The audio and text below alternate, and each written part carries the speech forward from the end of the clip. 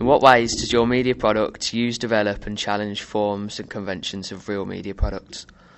Our production title, Sinister Productions, develops forms and conventions of a horror film. For example, we use dark and atmospheric, low-temp music and colours in order to set a tense and edgy atmosphere. We also use a typewriter effect and place the sound effect over the top to fit the animation. We use After Effects and other programs provided to our advantage to ensure our project is up to professional standards. Our project also uses conventions of a thriller. For example, we use a cliffhanger at the end of our opening in order to draw the audience in. Low-key lighting and close-ups, which clearly portray the characters' emotions, were used to produce and maintain the dark and eerie atmosphere throughout our opening. How does your media product represent particular social groups? Our opening scene to our film is focused around a social group of teenagers and young adults. They are presented in a very dismissive way. For instance, when the door knocked the second time, they weren't too bothered. This also portrays teenagers to be very relaxed and carefree. Stereotyping occurred throughout their opening scene. The boys were playing football on a game console and the girls were painting their nails, listening to music whilst on their phone too. Stereotypically, our project has used white Caucasian teenagers as the victims within our opening scene, as our genre is horror and quite often uses characters within the age range 16 to 24. For example, Halloween, Insidious and Paranormal Activity. The reason for using teenagers is because they are vulnerable and highlight the danger and violence in a film. For instance, during Paranormal Activity, the directors purposely chose a subhuman creature to target the baby. The contrast of pure innocence and violence imminently intensifies the atmosphere, drawing the audience into the film and making it more interesting. This goes for teenagers too. What kind of media institution might distribute your media product and why? After researching different media institutions, we found that Hammer Film Productions was a suitable company to distribute our media product. This is because they produce films such as The Curse of Frankenstein, Dracula and many more, and therefore their films are similar to our style of films. With having a media institution to distribute our product, we would want a well-known company to do so. Therefore, after researching, the Hammer Film Productions dominated the horror market and that their success was due to their distribution partnership with Warner Bros.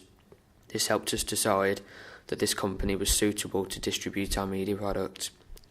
However, we also researched a film company called Warp Films. This immediately struck us as a bad company to distribute our media products, as the genre of their documentaries and short films were completely different to ours. For example, a music video they produced was called The Midnight Beast. This is clear that the style of this music video is completely different to the style of our media product. So we came to a conclusion that Warp Films was not suitable to distribute our media product and Hammer Film Productions are.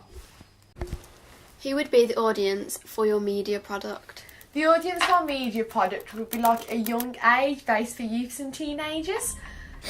A lot of teenagers will go and see this film because when you become a teenager, you want to go to the cinema and watch films that are like age 12, 15 and 18. It's like adulthood. The gender will be mainly male because they have to like live up to like a macho stereotype, so even if they are scared, then they'll tend to go and see it anyway. And less females would go and see it because they get scared easily and like their stereotypes from rom-com. There's not a specific class to go and see our film. Most people would say middle class because that's average. That's what people class as average people. But most people will go and see it just if they enjoy it.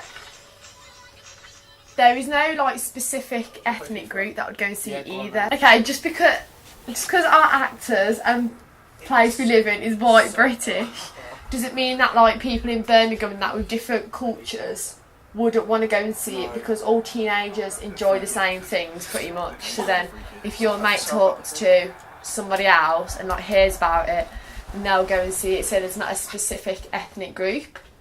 How did you attract and address your audience? We addressed our audience using a lot of features, for example, the low-temp music and perspective shots of the stalker to create tension and draw the audience in, making them want to continue watching. We made sure that our project was up to professional standards in order to attract the audience. People would go and see our film because One by One is a horror film based around teenagers going missing one by one. Therefore, I believe our particular film would attract and appeal to a young audience. The rating of our film is age 15, therefore it would appeal to teenagers aged 15 and above, along with young adults. We used as many features as possible to make sure it was up to professional standards and attracted the audience. We made the plot intriguing and included twists and turns, so the audience wanted to continue watching. What have you learnt about technologies from the process of constructing this product? In terms of editing on Adobe After Effects, I feel that I've improved massively. And when I first used the Apple Mac, I didn't have a clue what I was doing. However, from using the Mac for a few months, I've learnt a lot. Things such as editing on Adobe Premiere Pro, from exporting clips to adding effects to certain clips. At first I struggled with adding effects to titles, etc.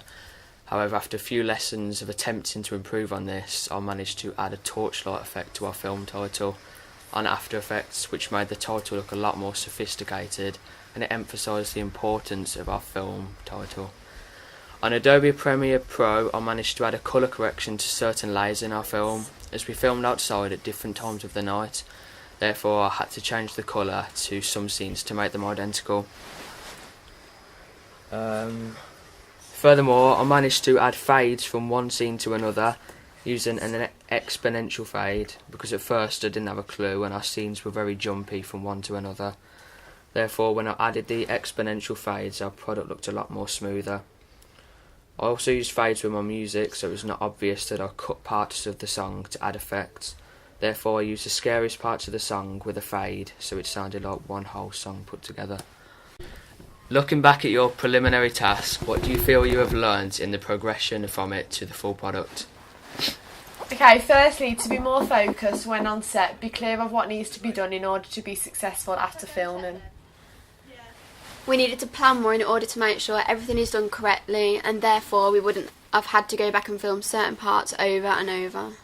We also need to keep track of time when filming.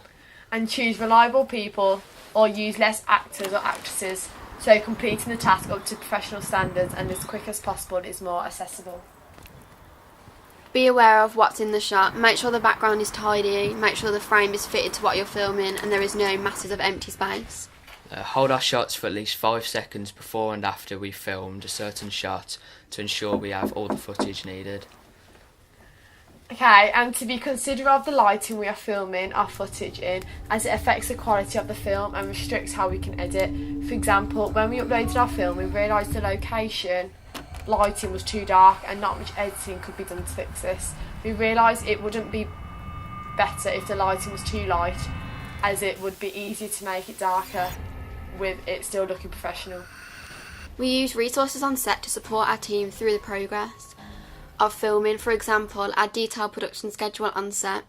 This helped us be aware of everything that needed to be done, the location of where it needed to be done, who was needed in order to get it done, props, angles and equipment needed. We found this very useful and used it to our advantage in order to create our major product up to professional standards. The production schedule also included a time schedule which enabled us to manage our time better.